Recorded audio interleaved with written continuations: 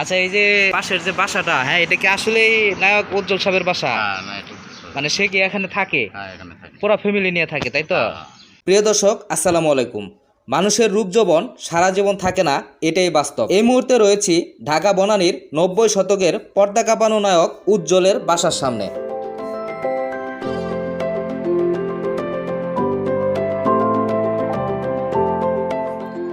বাসার সামনে পাথরে খোদাই করা তার ছবিটি দেখে মনে পড়ে গেল সেই সাদা কালো টেলিভিশনের কথা।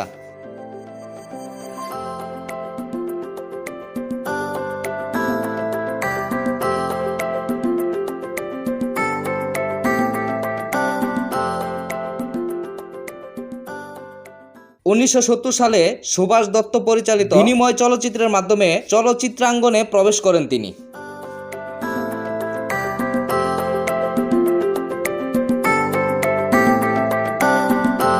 আসসালামু আলাইকুম। ভালো আছেন কাকা? শরীর স্বাস্থ্য ভালো তো? হ্যাঁ। আচ্ছা, এই যে পাশের যে বাসাটা, হ্যাঁ, এটা কি আসলেই নায়ক উজ্জ্বল সাহেবের বাসা? মানে সে কি এখানে থাকে? পুরা ফ্যামিলি নিয়ে থাকে, তাই তো? তো আপনার তার ছেলে মেয়ে বা এই সম্পর্কে একটু যদি বলতেন আমাদের দর্শকদের। ছেলে তো তিন ছেলে। মেয়ে নাই? না। বুঝতে পারছি। একটা ছেলে নাকি একটু ছোটটা একটু মাথার সমস্যা আছে আর কি। আর বড় দুইটা ভালো? বড় দুটো ভালো। বুঝতে পারছি। এখন তার শারীরিক অবস্থা কি? ভালোই তো, মাঝে মাঝে যাই হাঁটে, হাঁটাচলা করতে পারে? হাঁটে।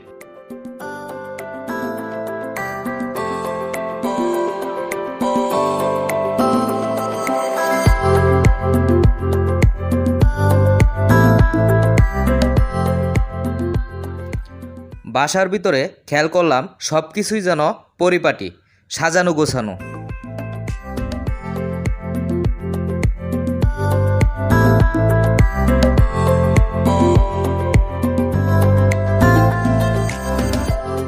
বয়স এবং সময়ের সাথে সাথে বর্তমান প্রজন্মের কাছ থেকে অনেক দূরে চলে গিয়েছেন তিনি।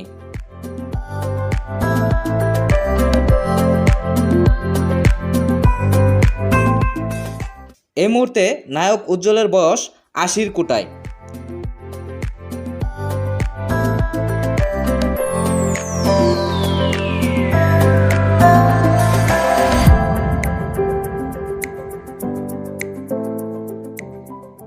ইয়ে করে বিয়ে, নালিশ, নসিব সহ আরও অনেক চলচ্চিত্রে অভিনয় করেছেন তিনি।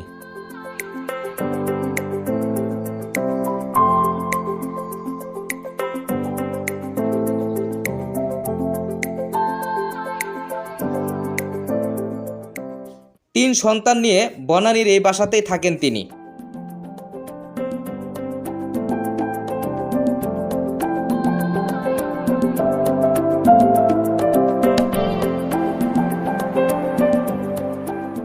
কথা বলে জানতে পারলাম বর্তমানে জাতীয়বাদী দল বিএনপির রাজনীতির সাথে জড়িত আছেন তিনি।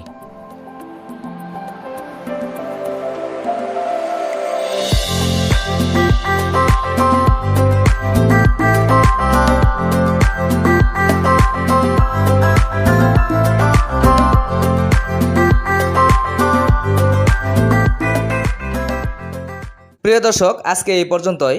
পরবর্তীতে নতুন কোনো ভিডিও নিয়ে আপনাদের মাঝে আবার হাজির হব। ভিডিওটি যদি ভালো লেগে থাকে চ্যানেলটি সাবস্ক্রাইব করে পাশে থাকবেন। ধন্যবাদ।